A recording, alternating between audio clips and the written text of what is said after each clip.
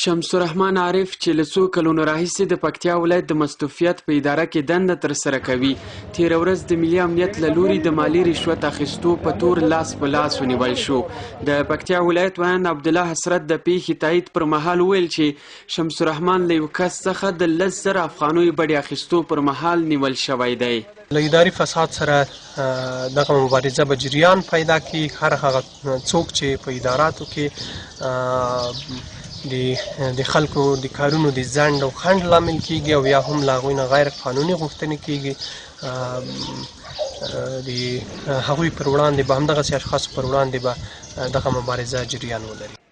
د دې ولایت اوسیدونکي د کشفي ادارو دا کړنه ستایي، خو زیاتوي چې لا هم د پکتیا په ګڼو دولتي ادارو کې پراخه فساد شتون لري.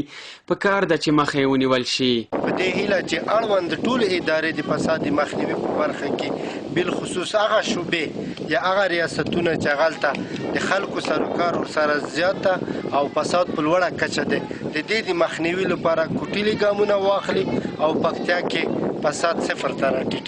د فساد له وجې د پکتیا په ډیری لرې پرتو سیمو کې خلک د عدلیه او قضایه ارګانونو پر ځای شخصي او قومي ستونزې هم د مرکو او جرګو له لارې هواروي او یا هم وسلوالو طالبانو ته مراجعه کوي.